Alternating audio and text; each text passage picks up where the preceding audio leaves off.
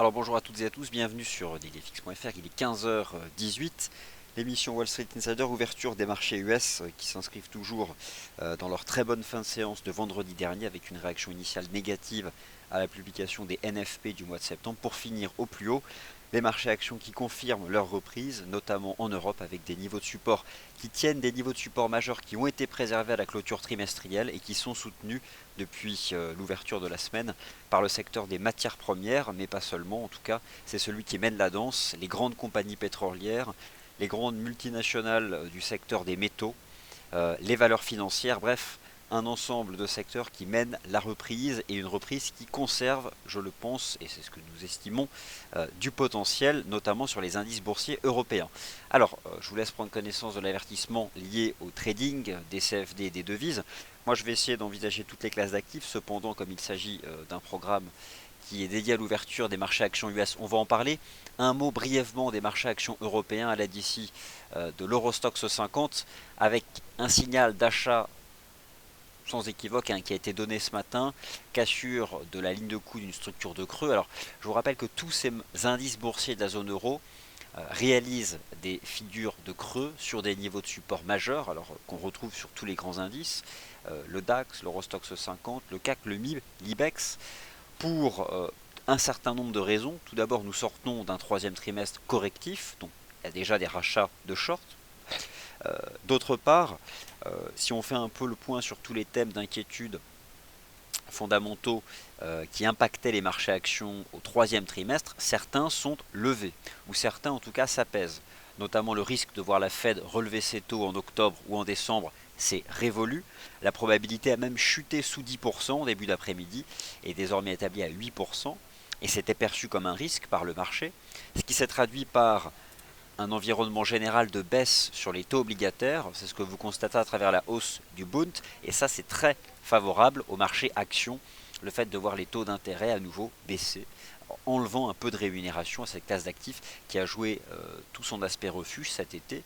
Vous avez notamment noté l'appréciation du Bund ou encore de son équivalent allemand ou son équivalent français tout au long de l'été. Pour le marché d'échange, le dollar US finalement n'a pas coulé.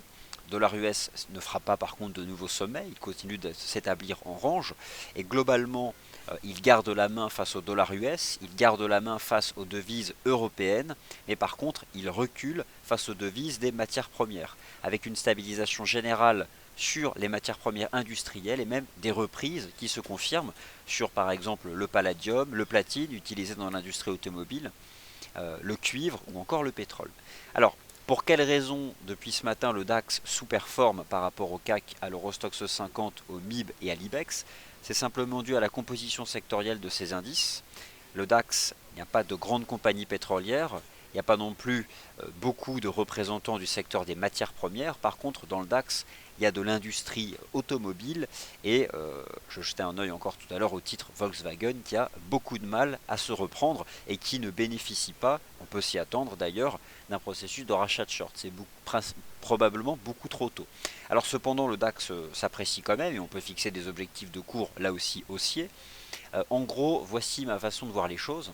Vous avez sous les yeux l'Eurostoxx 50. Alors, je ne vous rappelle pas le graphique de long terme qui montre que ce niveau des 3000 points, c'est l'ultime support. C'est le point bas des marchés en 2013, en 2014 et encore en 2015. À 3000 points, on se situait 10% en dessous du niveau du QE de la BCE. Donc forcément, il ne fallait pas non plus exagérer la correction des marchés actions.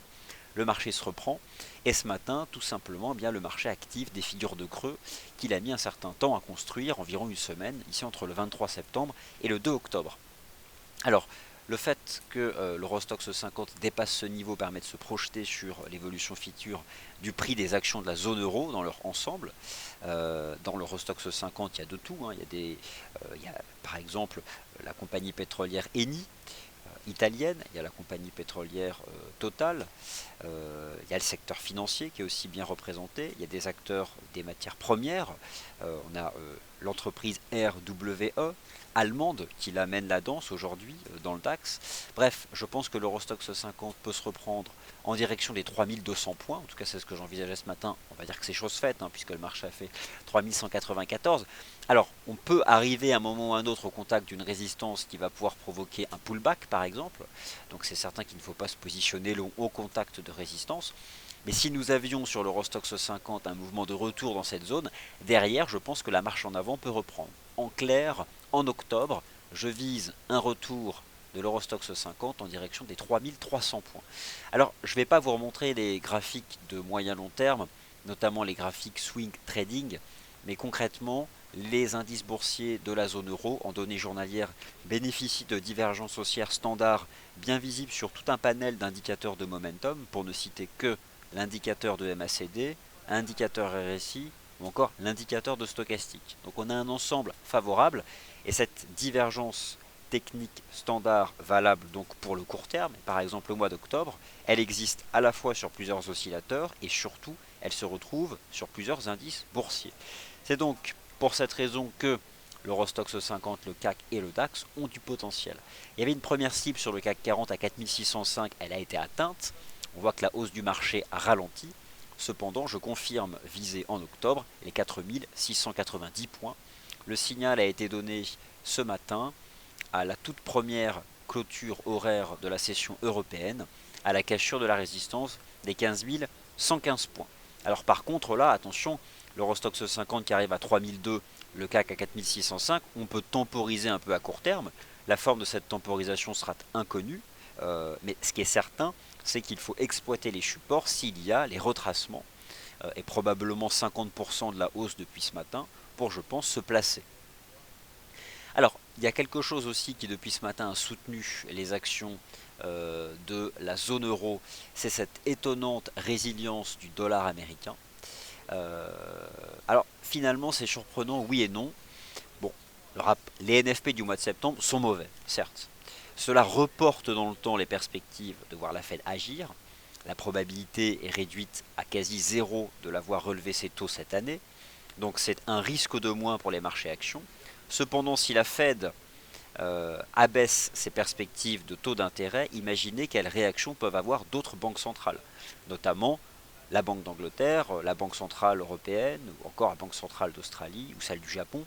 Bref, elles peuvent elles aussi chercher à renforcer leur action monétaire. Alors, c'est pour cette raison que le dollar US cette année ne fera pas de nouveau sommet annuel, il ne faut pas non plus exagérer, mais il tient le choc pour le moment.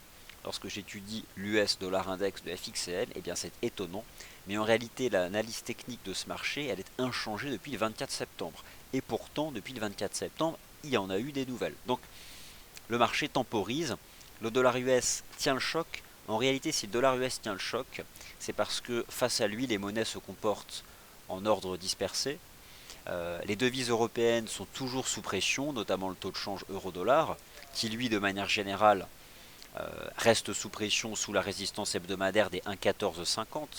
C'est ce niveau horizontal que le marché avait tenté de dépasser en août pour finalement le réintégrer, une résistance qui a à nouveau agi le 18 septembre dernier. Maintenant sur le très court terme, on est dans un triangle, vous l'avez ici en pleine représentation, puisqu'il se construit depuis la fin du mois d'août, avec une base horizontale à 1,1090 $ et une partie supérieure oblique, baissière, donc ce qui forme la figure chartiste du triangle rectangle, dont les cours ont testé la borne haute vendredi 2 octobre et dont les cours ont à nouveau ce matin approché la borne haute. Reste que il y a comme un équilibre des forces parfait ici qu'on constate visuellement et qui représente en fait un équilibre des forces fondamental, c'est-à-dire que le marché certes reporte dans le temps ses anticipations vis-à-vis de la Fed, mais ne les annule pas, c'est-à-dire que la probabilité d'action de la Fed elle s'est déplacée dans le temps. Quant à l'euro, le marché continue de spéculer sur ce que sera amené à faire la Banque Centrale Européenne, lié à un certain nombre de choses, et notamment au fait que ce qui pèse sur le secteur automobile allemand pourrait retirer quelques dizaines de points de croissance économique à l'Allemagne, et donc agir sur l'ensemble de la zone euro. Bon, dans tous les cas, c'est pas significatif. L'euro recule depuis ce matin parce que les taux obligataires au sein de la zone euro ont baissé et je pense que le marché se projette déjà sur la réunion de la Banque centrale le 22 octobre prochain. Ce sera probablement décisif. Si le 22 octobre prochain, Mario Draghi exclut toute extension du programme de quantitative easing, l'euro-dollar pourrait repartir à ce moment-là à l'assaut des 1,1450. En tout cas, autant sur le marché action ça a vivement redémarré, autant entre l'euro et le dollar, on reste dans des compressions latérales. Au moment où je vous parle, à très court terme, le marché est retombé sur un niveau important. La médiane ici à 1,1207 $, de ce qui pourrait être lu finalement comme un espèce de petit canal H4, voire un drapeau dans cette pattern triangulaire. Alors, sans exagérer ce que l'analyste chartiste peut suggérer, sachez simplement que autant ce matin on était sous résistance, là on est revenu sur ce support des 1,1207 $, mais c'est un support intermédiaire qui a certes un rôle de pivot, mais qui déclenche des mouvements une fois qu'un cours de clôture intraday est effectif. C'est ce que vous pouvez constater notamment depuis le 21 septembre. Donc pour le moment on est pile dessus, on le tient, mais il n'y a pas de cassure, il n'y a rien de spécial. Cependant voilà, il s'avère que c'est un pivot. Dans tous les cas, depuis ce matin, le repli du taux de change euro-dollar, c'est un élément de plus qui a permis aux indices boursiers de la zone euro de s'apprécier. Vous avez maintenant le DAX sous vos yeux, qui est en retard, le DAX.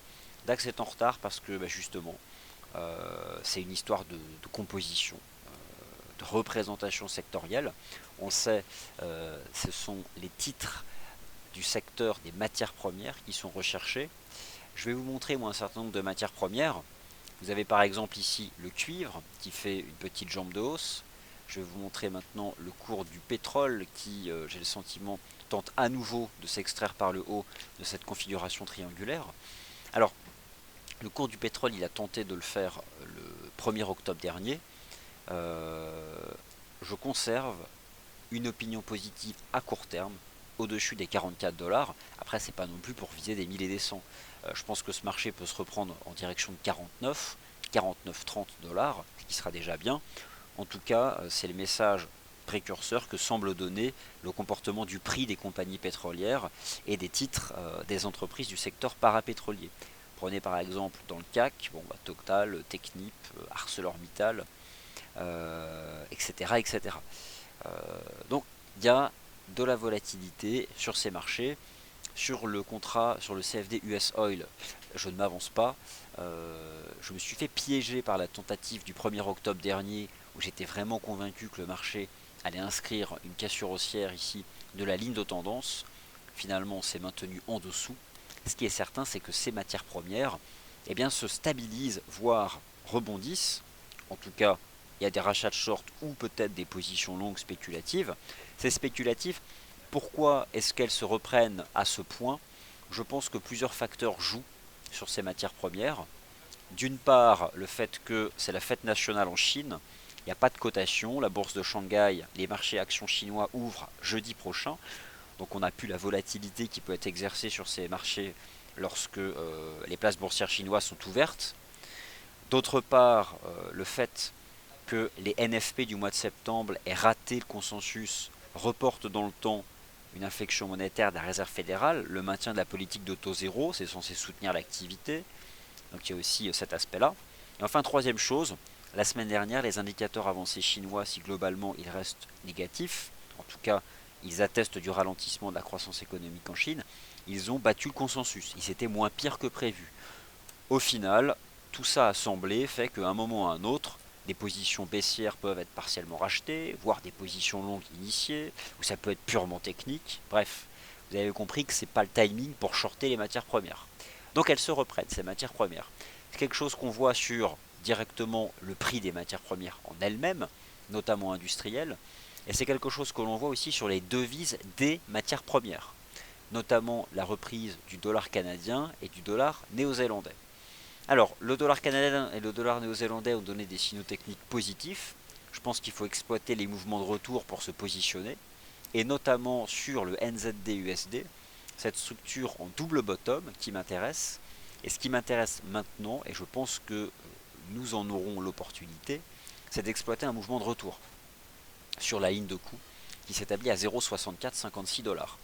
Donc je pense que ça c'est clairement un niveau technique à suivre, un mouvement de retour sur 0,6456 $ pour se positionner sur le NZD USD.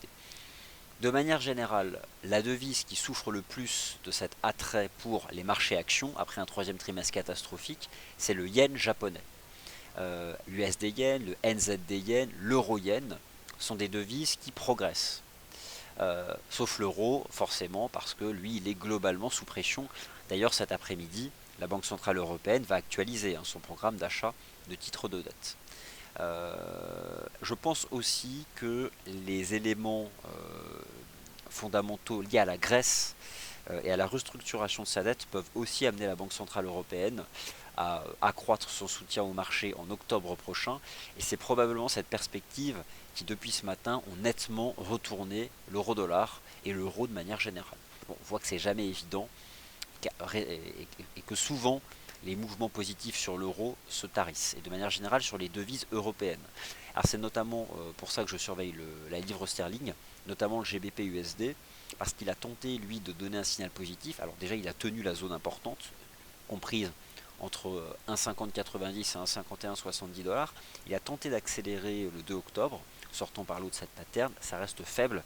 Cette semaine, le marché attend la Banque d'Angleterre. Moi, je pense qu'il ne faut pas non plus anticiper. Le marché est toujours sur un niveau. Ce qui est certain, c'est que s'il le brise, et il aurait dû s'en éloigner avec les NFP du mois de septembre, qui étaient clairement mauvais, publiés vendredi dernier, en tout cas nettement en deçà des attentes. Et ce n'est pas le GBP USD qui en a le plus profité. Donc le risque pour lui, c'est clairement toujours de rebasculer sous les 1,5160 $, 1,5090. Alors, l'USD yen et j'en viens au marché action US, pour la simple et bonne raison qu'il y a toujours une corrélation positive assez marquée entre le taux USD yen, le SP500, le DO et dans une moindre mesure le Nasdaq 100. Donc le taux de change USD yen toujours bien orienté, lui aussi il a tenu le support des 119 yens, il n'est pas pour autant haussier, il est neutre depuis le 31 octobre, mais il évolue dans ce range aux bornes bien établies. Le marché progresse, je pense que sur le court terme on temporise, mais j'estime surtout que ce marché peut progresser davantage et notamment dépasser les sommets du 2 octobre. Les sommets du 2 octobre, c'était le niveau du taux de change USD yen peu avant que soient publiés les NFP du mois de septembre. Donc, sur le taux USD yen, avec un CAC, un DAX, un Eurostoxx 50, un MIB, un IBEX qui conservent du potentiel, je pense que on peut avoir ici construit une base permettant de se reprendre en direction des 120,90, voire des 121 yens. Voilà. Donc compte au taux de change USD CAD, il a fait 1,3060. Bon, il ne s'est pas replié encore jusqu'à 1,30, mais il le peut. Je vais simplement monter d'un horizon de temps pour prendre un peu plus de recul. Alors simplement en H4, on a tout de même fait un chandelier de stabilisation ici sur le taux USD CAD, une espèce de marteau après avoir enchaîné les chandeliers négatifs. Le vrai signal de vente sur l'USD CAD a été donné à la cassure des 1,3350, lorsqu'on a réintégré les précédents sommets annuels que le marché avait tenté de dépasser. Le taux USD CAD peut chuter davantage, et notamment en direction des 1,30, si les contrats de pétrole confirment leurs signaux positifs. Et moi je me concentre cet après-midi sur ce que semble tenter de faire le CFD US Oil à l'ouverture de la session US. Il retente de passer. Alors je ne vais pas me faire avoir moi, parce que le 1er octobre dernier, voilà, là c'est sûr, j'ai l'impression que ça passe. Je suis moi haussier sur le pétrole à court terme, uniquement à court terme. Je suis pas certain qu'on puisse dépasser 50 $. Mais voilà, surveillez le chart H4, la ligne de tendance, ça casse, c'est boule. C'est quelque chose d'ailleurs qui ne manquera pas d'aider le CAC 40 ou l'Eurostoxx 50 ou le MIB, bien représenté par ce secteur d'activité, de progresser davantage. Alors maintenant les marchés actions US c'est la même chose. La séance de vendredi dernier elle a été très particulière à Wall Street, ça faisait longtemps qu'on n'avait pas eu un reversal comme ça en séance. Le marché a dans un premier temps coulé pour clôturer au plus haut, avec des chandeliers journaliers qui portent en eux des conséquences techniques haussières, notamment sur le SP500 et le DO. Je pense donc que le S&P 500 peut se reprendre en direction des 1995 points, des 2000 points si vous voulez, les 2000 points, donc ça c'est une cible sur le SP500. Les marchés actions US qui sont directement soutenus par le report dans le temps des anticipations de relèvement du taux d'intérêt des Fed Funds par la Fed. elle n'agira pas cette année. On voit que le marché conserve ses vieux mécanismes de réflexion, en tout cas ceux qui existent depuis l'année 2009 et en réalité depuis l'année 2011, si on considère que c'est le point de départ de la hausse, à savoir que le maintien de la politique de taux zéro, ça reste quand même un des socles majeurs, si ce n'est le socle majeur de hausse du prix des actions européennes. En tout cas, les indices boursiers conservent du potentiel haussier. En clair, l'erreur c'est de vouloir les shorter, surtout maintenant. Alors après, pour des stratégies intraday, pourquoi pas, mais vous allez vraiment à contre-courant du mouvement qui est solide pour le court terme et qui a démarré depuis des niveaux de support majeurs et qui est surtout soutenu par le secteur d'activité le plus lié à la réalité économique, c'est bien celui des matières premières. Donc autant, je pense, vous concentrer sur les stratégies d'achat à court terme, sur les indices boursiers. Le SP500 peut probablement se reprendre en direction des 2000 points. Le Dow peut lui aussi se reprendre en direction des 16 705 points. 16 705, c'est ce niveau de prix. Et si le SP pousse à 2000, pourquoi pas envisager un 16 009 ici sur le Dow. Et enfin, le Nasdaq 100, vous l'avez sous les yeux, c'est à peu près même topo, c'est haussier le Nasdaq 100. Le marché a fini par s'affranchir de cette oblique. Et je pense que là aussi, le marché peut se reprendre en direction des 4370 points. Mais malgré tout, j'aurais une préférence pour les indices conventionnels, avec des entreprises beaucoup plus liées à la réalité économique et à la réalité industrielle que les composantes du Nasdaq. Donc le SP500, je le trouve beaucoup mieux. Je pense que le SP500 est vraiment nettement plus attractif sur le court terme. Alors, une façon de confirmer les capacités haussières des indices US et des indices européens, ce serait de voir l'USD Yen dépasser les 120,40. Si l'USD Yen dépasse les 120,40, il va vraiment remonter à 121. Et à ce moment-là, ce sera un signal à nouveau de hausse, je pense, sur ce taux de change majeur qui est corrélé au marché action.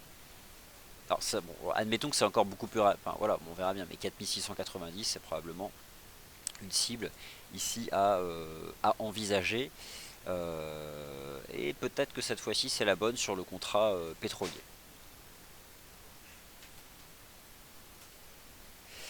Alors je vous rappelle que globalement on est aussi dans l'attente des résultats du troisième trimestre. C'est vrai qu'on a beaucoup parlé de l'impact sur les entreprises, de ce qui se passait en Chine. Ce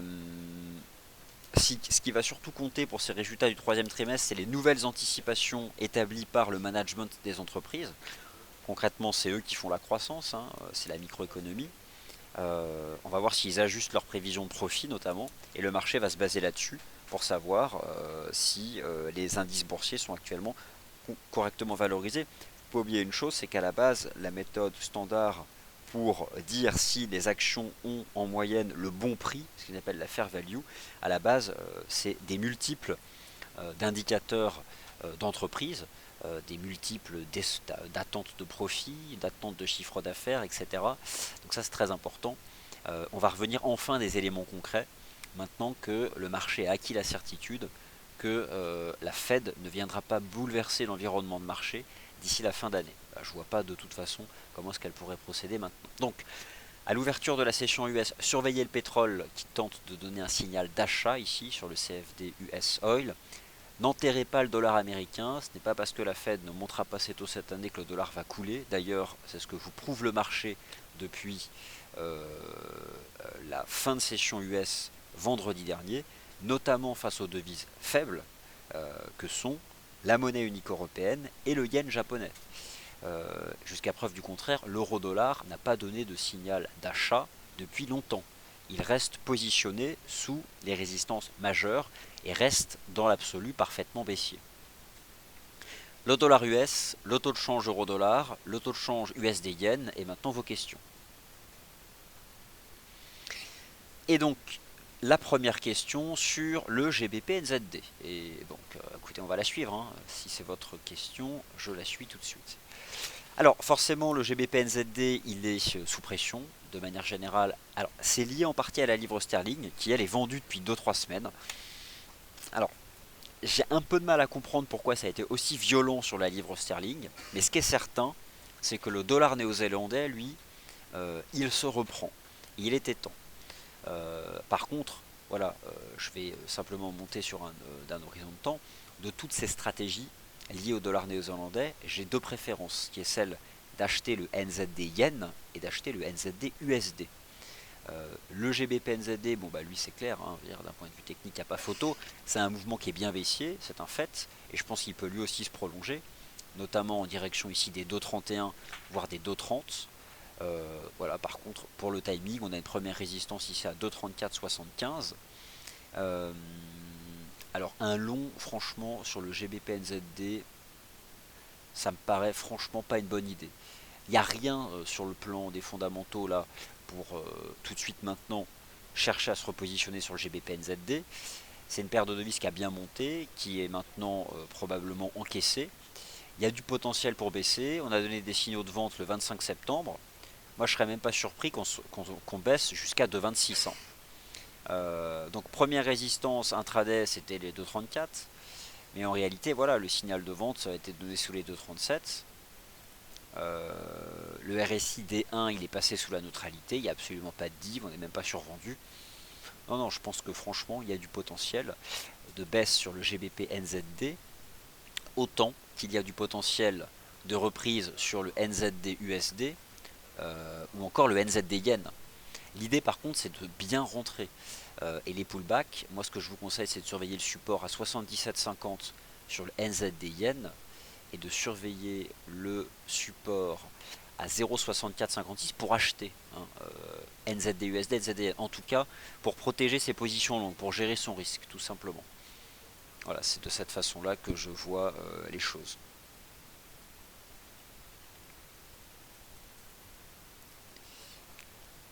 Donc ok,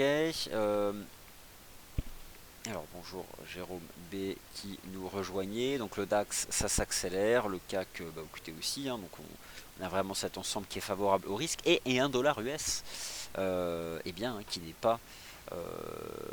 qui n'est pas vendu. Euh, comme quoi c'est je pense hautement spéculatif et c'est mauvais pour le capital de chercher à vendre le dollar US. Si le dollar US avait voulu chuter, il avait les bonnes raisons de le faire vendredi. Or, ce n'a pas été le cas. Je privilégie donc toujours ces achats, notamment face aux devises européennes et aux yens japonais. Les devises des matières premières, à court terme, elles se reprennent. Et je pense que là, par contre, les vendre face au dollar US, ce n'est pas une bonne chose. J'estime qu'elles conservent du potentiel. Alors, vous souhaitez renforcer le DAX.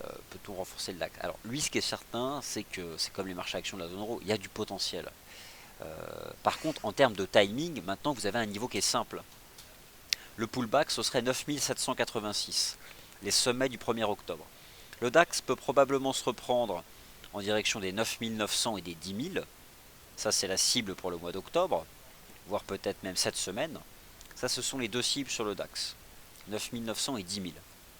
Maintenant, pour se placer, ça peut être un pullback sur 9786 et ensuite prendre le train en marche. En tout cas, oui, il y a clairement ici du potentiel. Alors un mot tout de même sur l'once d'or qui attaque une oblique de tendance baissière, celle en place depuis le début de l'année. Alors l'once d'or, c'est pas évident.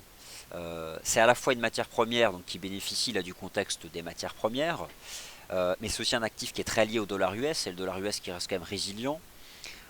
Ce que j'observe à court terme, c'est que l'once d'or a le même destin que toutes les matières premières, il se reprend. Peut-être parce que le marché considère qu'il a bien évalué le ralentissement de la demande chinoise. En tout cas, peut-être que la fête nationale permet d'apaiser un peu l'ensemble. Je reste toujours méfiant, moi, sur l'once d'or, tant que le marché n'enregistre pas une clôture journalière au-dessus des 1150, je reste très méfiant sur le métal jaune, que je ne traite pas de la même façon que les autres matières premières, et notamment auquel je ne réserve pas le même traitement technique que celui du pétrole, le pétrole qui n'a pas encore donné le signal, mais qui attaque la ligne de tendance de la partie haute de ce triangle. Je reste positif à la fois au-dessus des 44 $, mais de la MM20, mais surtout au-dessus des 44 $. Je vise une reprise en direction des 49 $. Donc voilà, beaucoup. Alors 9786. 9786 pour le DAX, si vous cherchez un point d'entrée sur repli. Voilà, c'est ce niveau-là, hein, c'est tout simplement les sommets du 1er octobre. 9786, pour répondre directement à votre question, c'est le point d'entrée ou rentrée long. C'est pas très loin, il peut y avoir une petite conso intraday, et à ce moment-là, c'est le bon moment d'y aller.